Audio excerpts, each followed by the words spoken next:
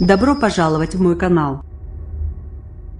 Les portes du pénitencier bientôt vont se fermer. L'ex-président brésilien Lula n'est plus, ce vendredi, qu'à quelques heures de la prison.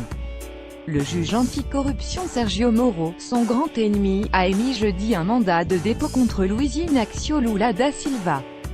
L'ancien président a jusqu'à 17h, heure locale, 22h heure française, pour se présenter volontairement à la police fédérale de Curitiba Sud. Le juge Moro a toutefois interdit l'utilisation de menottes dans tous les cas de figure, et a précisé qu'une salle réservée a été prévue dans les locaux de la police pour l'ancien métallo devenu président, à l'écart des autres prisonniers sans aucun risque pour son intégrité morale ou physique. Jeudi, Lula se trouvait jeudi à Sao Paulo, à environ 400 km de Curitiba.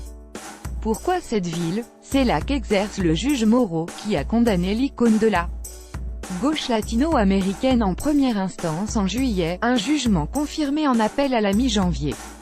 Dans la nuit de mercredi à jeudi, la Cour suprême brésilienne a rejeté la demande d'habeas corpus de Lula, qui lui aurait permis de rester en liberté jusqu'à l'épuisement de tous les recours.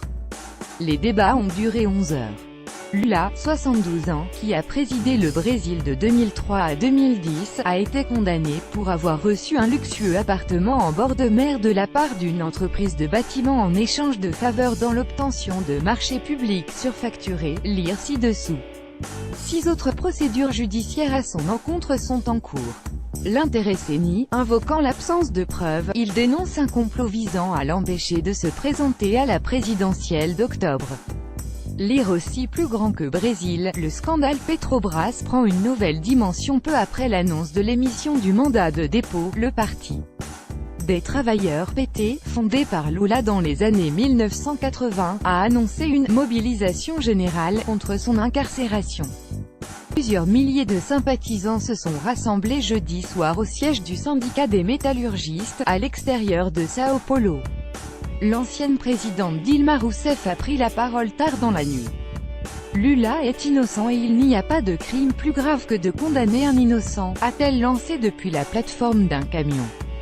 Lava Jato, ou la chute de 2 présidents sous l'égide du juge Sergio Moro. L'opération Lava Jato a commencé en mars 2014. Cette enquête de la police fédérale vise le groupe pétrolier Petrobras, accusé d'avoir corrompu de nombreuses personnalités politiques brésiliennes et certaines vénézuéliennes en leur donnant commission ou avantages en nature, ou en finançant les partis, en échange de leur aide à obtenir des contrats publics surfacturés. Les fraudes porteraient sur 3,5 milliards de dollars, 2,86 milliards d'euros. De nombreuses personnalités brésiliennes ont été condamnées ou incarcérées dans cette affaire, des dirigeants d'entreprises, des policiers, des politiques. Les partis les plus concernés sont le Parti progressiste, droite, le Parti du mouvement démocratique brésilien, centre, et le Parti des travailleurs, gauche, celui de Lula et de Dilma Rousseff, qui avait été destitué par le Parlement. L'actuel président, Michel Temer, est lui aussi sous le coup du